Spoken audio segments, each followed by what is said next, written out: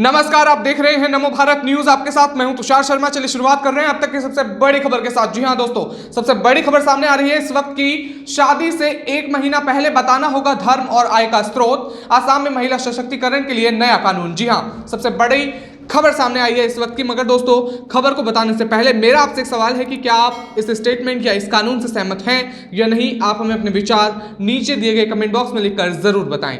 और मेरी आपसे गुजारिश है कि आप इस वीडियो को अंततः जरूर देखें और इसे शेयर भी जरूर करें। जी हां, तो आप शुरू करते हैं खबर को। जी हां, इस कानून के तहत आपको मैं बता दूं कि महिलाओं और पुरुषों को शादी से 1 महीना पहले एक सरकारी फॉर्म को अनिवार्य रूप से आय का स्रोत बताना पड़ेगा, प्रोफेशन, स्थायी पता और धर्म के बारे में भी जानकारी देनी होगी। जी हां, ऐसा ना करने पर उसे कानूनी कार्रवाई की जाएगी उस पर। जी हां, ये खबर आई है। आपको मैं बता दूं कि आसाम में नया कानून आने जा रहा है कि महिला और पुरुषों को 1 महीने पहले ही एक औपचारिक रूप से एक फॉर्म को फिल करना पड़ेगा। उसमें उन्हें अपना ये तमाम चीज़ें भरनी पड़ेंगी। वो तमाम चीज़ों पे नज़र डाल लेते हैं कि वो क्या क्या हैं।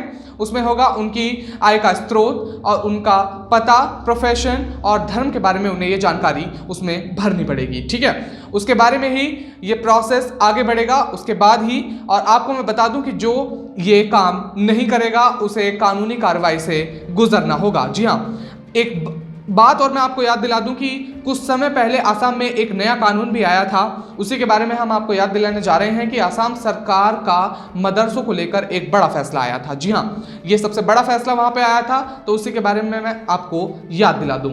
आसाम सरकार ने फैसला लिया था कि राज्य में सरकारी मदरसों को हाई स्कूल में तब्दील कर दिया जाएगा और प्राइवेट मदरसों को चालू रखेंगे। जी हाँ, ये वहाँ पे एक फैसला आया था, तो इसी के बारे में हम अब बात करने जा रहे हैं। तो एक मेरा सवाल आपसे ये है कि क्या आप सहमत हैं इससे? ये दोनों जो कानून आसाम में लाए जा रहे हैं, इससे सहमत हैं या नहीं? आप हमें अपने जवाब नीचे दिए गए कमेंट बॉक्स में लिखकर जरूर बता दें। जी हाँ, तो शुरुआत करते हैं। गुवाहाटी से आसाम सरकार सभी सरकारी संचालित मदरसों को हाई स्कूल में तब्दील करना चाहती है और इस आशय की अधिसूचना ये है कि नवंबर में जारी कर दी थी। जी हाँ, अब सरकार ने फैसला लिया है कि इन मदरसों को हाई स्कूल में तब्दील कर दिया जाएगा और प्राइवेट मदरसे चालू रहेंगे। जैसा मैंने आपको बताया कि जितने भी राज्य में तमाम मदरसे हैं उन्हें हाई स्कूल में तब्दील कर दिया जाएगा और प्राइवेट मदरसे चालू रहेंगे।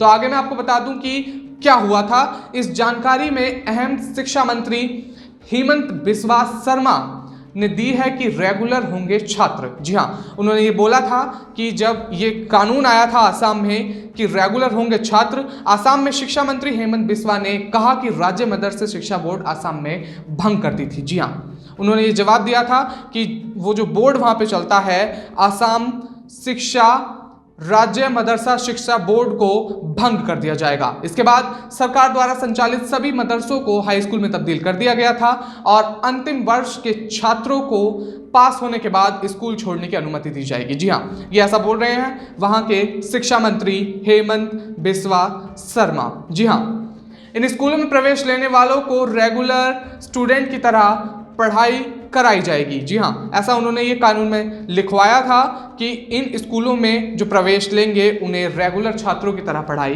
करवाई जाएगी। तो ऐसे उन्होंने आगे और तमाम बातें कही हैं कि जितने भी संस्कृत स्कूलों को, मतलब जितने भी राज्य में संस्कृत स्कूल होंगे उन्हें कुमार भास्कर वर्मा संस्कृत विश्वविद्यालय के अंदर में सौंप दिया जाएगा। जी हाँ, और उन्हें शिक्षण और अनुसंधान के केंद्र में बदल दिया जाएगा जहां भारतीय संस्कृत सभ्यता और राष्ट्रवाद अभियान किया जाएगा। ये तमाम बातें उन्होंने कही थी जब ये कानून आया था और उन्होंने ये भी कहा था कि ये कदम इसीलिए उठाया गया है ताकि छात्रों को असम माध्यमिक शिक्षा बोर्ड के तहत नियमित शिक्षा मिल सके। ऐसा वो बोल रहे हैं कि ये कदम इसीलिए उठाया गया है ताकि छात्रों को जिस तरह वो पढ़ना चाहते हैं उसी तरह से उसमें बदलाव लाया जा सके और उसी तरह से उन्हें ट्रीट करा जा सके कि वो किस तरह की पढ़ाई भी चाहते हैं। जी हाँ, तो आपको मैं बता दूं कि उनसे ये सवाल भी पूछा गया था कि यह पूछे जाने पर कि क्या यह कदम अगले साल होने वाले विधानसभा चुनाव के लिए उठाया जा सका। जी हाँ, उनसे ये सवाल भी पूछा गया था कि क्या अगले साल जो विधानसभा चुनाव होने वाले हैं उसके लिए कदम उठाया गया है। तो उन्होंने जवाब देते हुए कहा था कि यह चुनावी मुद्दा कैसे हो सकता है, हम केवल सरकार के मुद्दों को बंद कर रहे हैं, निजी नहीं। जी हाँ, तो उन्होंने जवाब देते हुए ये कहा था कि केवल हम सरकार के मदरसों को बंद कर रहे हैं, निजी नहीं। जी हाँ, उन्होंने ये जवाब दिया कि ये सरकारी मुद्दा कैसे हो सकता है, क्योंकि शिक्षा तो हर एक विद्यार्थी का राइट होता है। जी हाँ, उन्होंने दावा किया कि सरकारी मदरसों में दाखिला लेने वाले अधिकांश छात्र डॉक्टर और इंजीनियर बनना चाहते हैं, तो इसलिए ये तब्दील कराए जा रहे हैं। और उन्होंने ये भी कहा कि उन्हें इस बात की जानकारी नहीं होगी कि रेगुलर स्कूल है या नहीं। उन्होंने सवाल उठाया कि यह इन बच्चों के लिए मानवाधिकार का उल्लंघन नहीं है।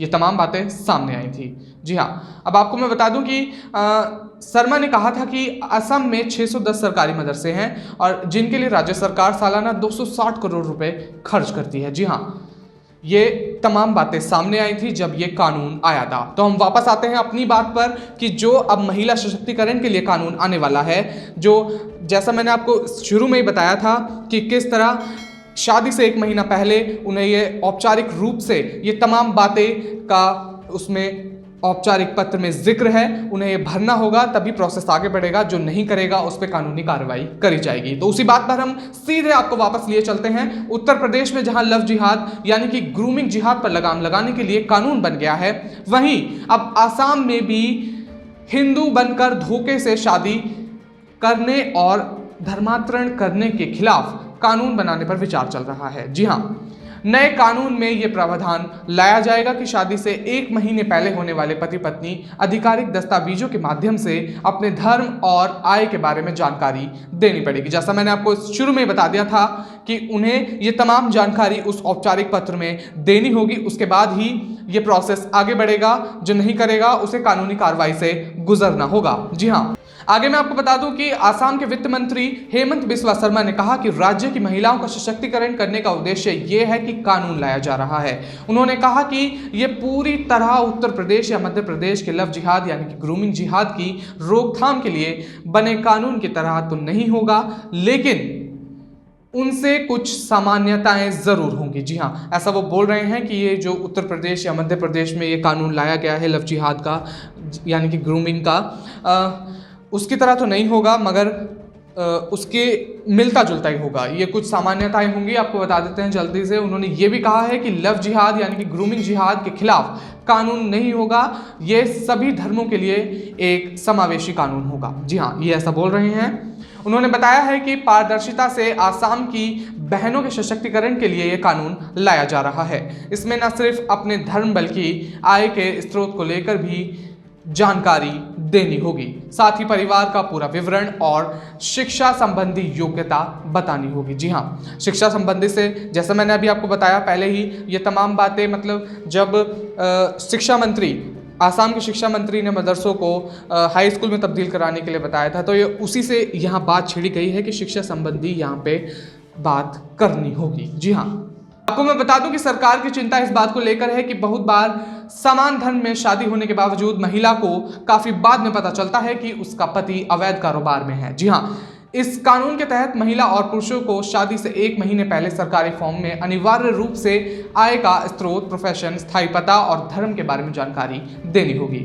ऐसा ना करने पर कानूनी कार्रवाई की जाएगी। जैसा मैंने आपको पहले ही बता दिया है, यूपी और एमपी में नए कानून से इसमें कुछ भाग लिया गया है। जी हाँ, ये आपको मैंने बता दिया था कि यूपी और एमपी से इस कानून के लिए कुछ भाग लिया गया है। आपको बता दें कि लव जिहाद यानी कि ग्रूमिंग जिहाद के खिलाफ पूरे देश में विरोध का माहौल है और हाल ही में हुई कई वारदातों के बाद कानून बनाने की जरूरत महसूस की गई है। जी हाँ, भाजपा के वरिष्ठ नेता और असम सरकार में शिक्षा, स्वास्थ्य एवं वित्त मंत्री हेमंत बिस्वा शर्मा ने अक्टूबर 2020 में कहा था कि अगर उनकी पार्टी 2021 के विधानसभा चुनाव के बाद सत्ता में आती है तो राज्य सरकार लव जिहाद के खिलाफ कठोर लड़ाई शुरू करेगी। उन्होंने माना कि कई लड़कियों की तो तलाक की नौबत आई गई है क्योंकि उन्हें गलत नाम बताकर लड़कों ने धोखा दिया है। जी हाँ, तो ये दोस्तों ये खबर सामने आई है। तो इसमें खबर में ये बताया गया है कि शादी से 1 महीना पहले महिला और पुरुषों को एक औपचारिक पत्र से गुजरना होगा, उसमें उनकी तमाम जानकारी होगी और अगर महिला और पुरुष ये कोई नहीं करता है तो उसे कानूनी कार्रवाई का शिकार होना पड़ेगा। जी हाँ, तो दोस्तों आज के लिए बस इतना ही। आपसे मेरी गुजारिश है कि आप इस वीडियो को जल्दी से शेयर करें ताकि ये सूचना ज़्यादा से ज़्यादा लोगों तक पहुंचे। तब तक के लिए हमारे साथ बने रहिए नमो भारत न्यूज़ में। धन्यवाद।